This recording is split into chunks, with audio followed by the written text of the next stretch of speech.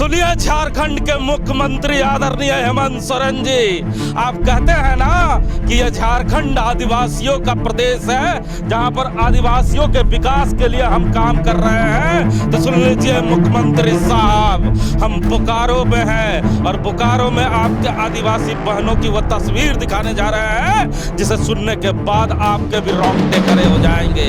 कैसे आपके आदिवासी बहनों को लूटा जा रहा है, वो तस्वीर दिखाने के लिए बोकारो के जरीडी थाना पहुंचा हूं, जहां पर ये महिलाएं चलकर अपने गांव से आई है और अपना दुखड़ा सुनाने थाना प्रभारी महोदय को आई है। कह रही है कि थाना प्रभारी महोदय हमें बचा लीजिए, रात के 11 बजे कुछ आते हैं लोग और हमें धमकाते हैं, हमें गालियां देते हैं, कहते हैं कि अगर पैसे वापस नहीं किया तो तुम्हारे जमीन जायदाद को हड़प लेंगे। ये मैं नहीं कह रहा, ये मुख्यमंत्री साहब आपकी ये बहनें कहती है। जरा इन बहनों की तस्वीरें देख ले आप, ये किसी न किसी गांव से चलकर आई है। जरा सुनिए ये क्या कहती है, क्या हो गया है, क्यों थाना आप लोग आए हैं? चल थाना आए हैं, हम लोग बड़ी परेशान में है। जो एजेंट सब आता है तो जबरदस्ती पैसा मांगता है। जी सर, मेरा मीना देवी नाम है, जेना बस्ती के रहने वाले हूँ। और सविता देवी हम लोग ऐसा फंसाई है, एगो क्या बोलते हैं वो खुडरी का है महिला, तो वहाँ बालीडी में वहाँ उसका ससुराल है, तो वहाँ उसके मायके हैं। तो वही सब हम लोग को लेके गए थे कि चलिए पैसा दिलवाएंगे और बहुत अच्छा है, कुछ नहीं करेगी दीदी। तो बोले कि चलो किस तरह होता है तो हम लोग भी देख लेंगे। तो उस पर गए, तो उसके बाद हम लोग को 15,000 दिलवाया पैसा, मैंने 30,000 दिलाया। कौन दिलाया? सविता देवी। कौन है सविता देवी? कौन? वो बालीडी की है। उसका किससे पैसा दिलवाया? मैंने वो एजेंट को बुलाया, हम लोग को बुलाया, पहले उसका डॉक्यूमेंट्स को रख लिया पूरा। उसके बाद क्या किया, एजेंट को बुलाया, उसके बाद वहाँ साइन वन करवाया और बोला कि पैसा मिल जाएगा। उसके बाद 2 दिन बाद पैसा आ गया हम लोग खाता में आ गया। उसके बाद पैसा निकाले ना, कितना आया, कितना खाता में? 30,000 निकाले। उसके बाद बोला कि मीना दी आप पैसा नहीं जमा कर पाइएगा तो आधा हमको दीजिए पैसा। 30,000 है तो 30,000 में आधा हमको पैसा दीजिए और हम आधा जमा करेंगे और आप आधा जमा कीजिएगा। 325 रुपया नहीं जमा कर पाइएगा किसी भी हाल से, तो हम लोग सोचे कि जमा कर पाएंगे तो दीजिए, तो दे दिया। कितना पैसा लिया? 15,000 दे दिए उसको। 15,000 आप रख? हाँ, 15,000 रखे हम और 15,000 दे दिए।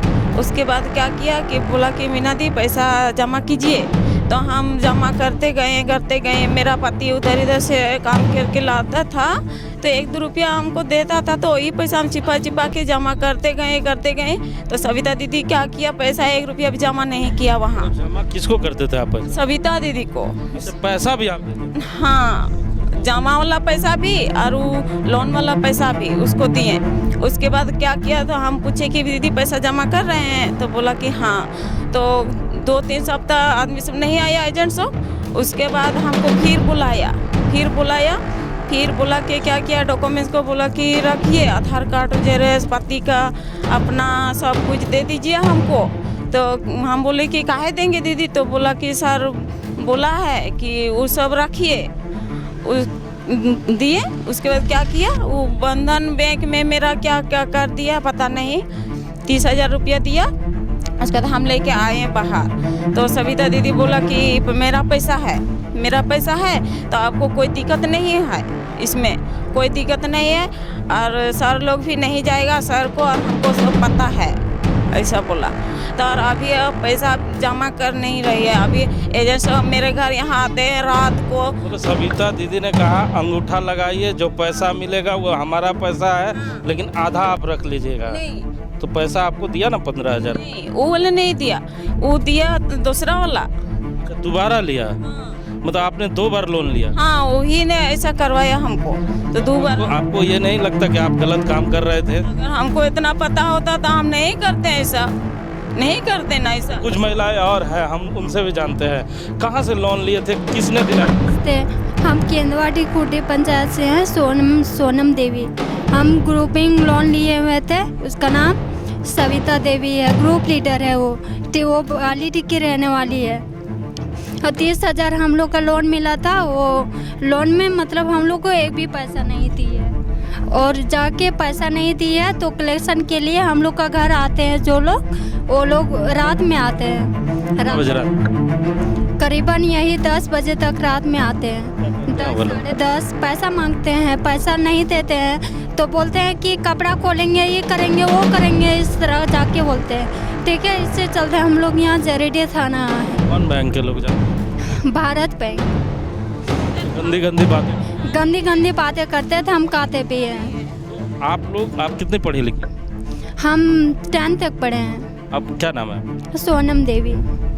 आप जब 10th तक पढ़ी हैं तो आपको ये नहीं मालूम कि जब लोन लिया जाता है तो उसे भरा भी जाता है, तो जब आपके नाम से लोन लिया जा रहा है तो पैसा तो आपके अकाउंट में आया होगा ना? नहीं सर, मेरे अकाउंट में पैसा नहीं आया था। हम अपना अकाउंट दिए हुए थे, लेकिन वो रिटर्न कर दी, बोली कि हम न्यू अकाउंट देंगे, उसमें से पैसा आएगा। अब उसमें से पैसा आया तो मेरा फिंगर लगा जाके वहाँ पे पैसा निकला तो वो पैसा रख लिए। तो आपके साथ आपको किस महिला ने, हाँ, कौन महिला आपके साथ गलत कर रही है? किस महिला ने पैसा निकलवाया था? ये सविता। सविता? हाँ, कौन सी महिला ने पैसा निकलवाया? सविता। आपका किसने निकलवाया? सविता। आपका किसने निकलवाया? और सविता और जानते हैं सर? आपका किसने पैसा निकलवाया? सविता। तो सुना ना आपने, ये तमाम ऐसी महिलाएं हैं जो एक गांव से चलकर आई है। इनकी दुख भरी कहानी को आप समझ रहे होंगे। ये जो महिला है ये इन महिलाओं को टारगेट करती है। हमारे साथ राम नारायण शर्मा भी है। शर्मा जी, आपको क्या लगता है कि ये जो महिलाएं हैं इस तरह से जो लोन भर रही है, क्या किसी लोभ में फंस जाती है, या कोई टीम काम कर रहा है जो ऐसी महिलाओं को ही टारगेट करता है? हिमांशु जी, सबसे बड़ी चीज़ होती है कि गांव देहात में आप जब भी जाइएगा तो इस तरह की ज़रूरतमंद महिलाएं बहुत सारी होती है, और जब उसको अच्छे जीवन की एक प्रलोभन दिया जाता है कि आप अपना दुकान खोल सकते हैं, काम करवा सकते हैं, छोटा सा दुकान खोल सकते हैं, तो ये लोग आ जाती है लोभ लालच में। और जब कहा जाता है कि बालीडी की ही महिला इनके घर जा रही है तो विश्वास भी होता है कि चलो गांव घर की महिला हमारे साथ आ रही है। और इसके बाद इस तरह के जो संगठन होते हैं, गैंग्स होते हैं, उनका खेल वहीं से शुरू होता है हिमांशु जी। इन लोगों को धीरे धीरे टारगेट करते हैं और ऐसी महिलाओं को ही उन लोग ढूंढते हैं, और उसके बाद एक एक करके बैंक के एजेंट और इस तरह जो महिला एजेंट होती है वो लेकर जाती है।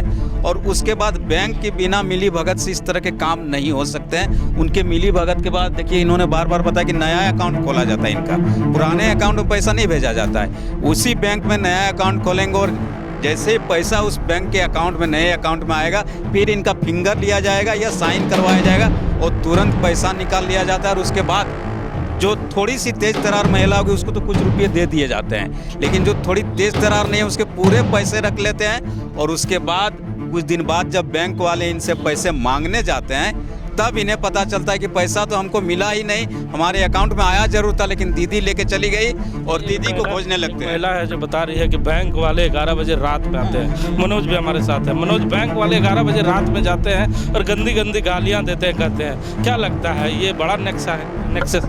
देखिए सर, ये सबसे पहले तो ये जो संस्थाओं के द्वारा ये जो 11 बजे या देर रात को जो मांगे जाते हैं वो अब ऐसी प्रचलन में नहीं है कि आप देर रात को उनको जाके तंग कर सकें।